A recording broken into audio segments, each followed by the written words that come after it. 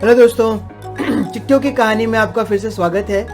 और आज मेरी चिट्ठी का छठा अध्याय है। छठी चिट्ठी मैं अपने यादों के यादों के पिटारे से निकाल रहा हूँ। और आज ये चिट्ठी एक अग्रज की चिट्ठी है, एक सीनियर की चिट्ठी है। और मैं आपको ये बताना चाहता हूँ कि ये चिट्ठी का परिप्रेक्ष्य थोड़ा सा डिफरेंट है।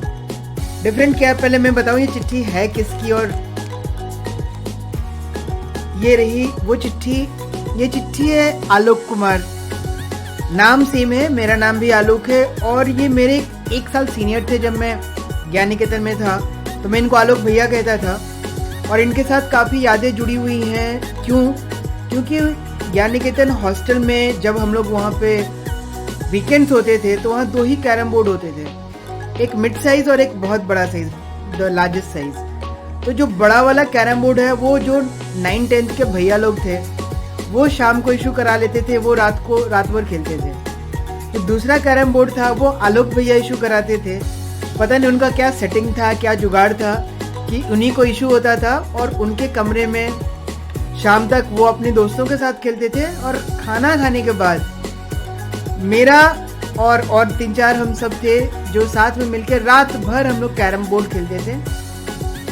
उनके साथ और भी बहुत सारी यादें हैं। मेस में कहीं कुछ एक्स्ट्रा चाहिए तो आलोक भैया को बोल दो, आलोक भैया मेरे लिए पता नहीं स्पेशल चीज़ें अरेंज करा देते थे। किसी सीनियर ने कुछ बोल दिया तो आलोक भैया को बोल दो, he will take care of all those things. तो ये अजीब सा अपनापन था उनका। और जब मैं वहाँ से हॉस्टल छोड़ के चला गया तो उनका ये लेटर वापस से जब मैं नेतरहाट पहुँच गया तो उसके बाद की चिट्ठी है। इस चिट्ठी का मैं आपको दिनांक बताऊँ, उन्होंने लिखा नहीं है, डेट नहीं है इस चिट्ठी में, बट इतना पक्का पता है कि ये 1990 की ही चिट्ठी है। मैं वो पढ़ के बताता हूँ उन्होंने क्या लिखा है। प्रिय भाई आलोक, मैं यहाँ सकुशल पूर्वक रहकर विद्याध्ययन कर रहा हूँ। भगवान से कामना करता हूँ कि तुम भी सकुशल पूर्वक रहकर विद्याध्ययन कर रहे होगे। ये बहुत ही टिपिकल लैंग्वेज था उस समय। आप देखेंगे जितनी भी चिट्ठियाँ मैंने पढ़ी हैं, चाहे माँ लिख रही हैं, चाहे पिताजी लिख रहे हैं, भाई या बहन कोई भी लिख रहे हैं ना, तो ये टिपिकल इंट्रोडक्शन होता था कि मैं कुशल हूँ और उम्मीद करता हूँ कि आप भी वहाँ कुशल होगे। तो ये चिट्ठियाँ मोस्टली सारी चिट्ठियों में कॉमन रहेगी। मेरा पत्र मुझे मिला, पढ़कर बहुत खुशी हुई। मैं तुम्हारे पता के अभाव में पत्र नहीं लिख सका, मैं तुम्हारा पता ही भूल गया। अब मुझे तुम्हारा पता तुम्हारे इस पत्र से प्राप्त हुआ है। 16 जून के बाद तुम जहाँ भी रहना वहाँ से तुम मेरे पास एक पत्र भेजना कि तुम कहाँ हो, मैं वहाँ आऊँगा। कहने का मतलब ये है कि इनको मुझसे मिलने की बहुत ही इच्छा थी और मेरी गर्मी छुट्टियाँ शायद उस समय होने वाली थी। तो इन्होंने बताया कि 16 जून, नॉर्मली जून का जो समय होता है गर्मी छुट्टियों का समय होता है, तो उसके बाद ये कह रहे थे कि तुम जहाँ भी रहना मुझे बताना, मैं वहाँ मिलने आऊँगा। आशीष भी गर्मी छुट्टी में घर चला गया। आशीष मेरे छोटे भाई का नाम था। मेरे जाने के बाद इन्होंने एडिशनल रिस्पॉन्सिबिलिटी ली, मेरे छोटे भाई की देखभाल वो भी करते थे। तुम जब भी पटना आओगे तो आने के पहले एक पत्र लिखना और उसमें यह लिखना कि तुम पटना में कहाँ ठहरोगे। तुम अपना दुमका का फ़ोन नंबर एवं कार्ड,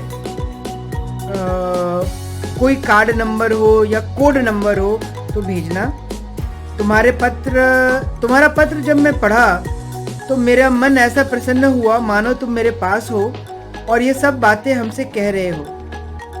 देखिए, ये भी अपनापन जताने का एक अजीब सा तरीका है, जहाँ पे आप देखेंगे मेरे सारी चिट्ठियों से या तो शायद मैं अपनी भावनाओं को अच्छे से प्रेषित कर पाता था। मेरे टीचर हों, चाहे मेरे मम्मी पापा हों या मेरे अग्रज हैं, सीनियर हैं, इन्होंने भी ये कहा कि जब मैं लिखता था तो शायद उनको ऐसा फील होता था कि मैं उनके सामने बैठ के बातें कर रहा हूँ।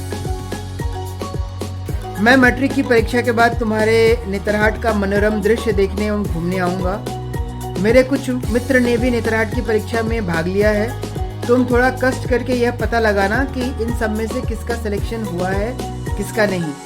मैं उन सब का क्रमांक लिख देता हूँ। उन्होंने कुछ रोल नंबर्स भेजे हैं, 1167, 1169, 1180, 1168, 1166। तो उनके कुछ जानने वाले होंगे जिन्होंने नेतरहाट स्कूल की प्रवेश परीक्षा का एग्ज़ाम दिया होगा, प्रवेश परीक्षा दी होगी, तो उसके बारे में पता करना चाहते, क्योंकि उस समय रिजल्ट न्यूज़पेपर में पब्लिश हुआ करता था और वो भी एक दिन मिस हो गया तो मुश्किल होती थी। तो ये उन्होंने मुझसे रिक्वेस्ट करा है। विशेष मिलने पर पत्र में हुई अशुद्धियों के लिए क्षमा चाहता हूँ। पत्र का जवाब जरूर से देना। पत्र के इंतजार में तुम्हारा भैया आलोक कुमार। और उन्होंने साथ में ये भी लिखा है, मेरा पता तो तुम्हें मालूम ही होगा, सो हाउ कॉन्फिडेंट है। तो ये छोटी सी कहानी है, छोटी सी चिट्ठी है, बट इस चिट्ठियों के साथ उन सारे गेम्स की यादें जुड़ी हुई हैं जो रात को लाइट रहने पे, लाइट अदरवाइज टेबल लैंप पे हम लोग कैरम खेला करते थे, शोर मचाते थे। और लकीली उस समय हमारी इमेज ऐसी थी कि हॉस्टल वार्डन, जो मैंने आपको बताया 2 लोग थे, वो लोग हमें कुछ ज़्यादा बोलते नहीं थे क्योंकि हम वो सभ्य कैटेगरी के स्टूडेंट्स में आते थे। तो दोस्तों, आज की कहानी आलोक भैया की कहानी थी। मुझे नहीं पता आज वो कहाँ है। इनसे भी मुलाकात और बात हुए 30 से ज़्यादा वर्ष हो गए।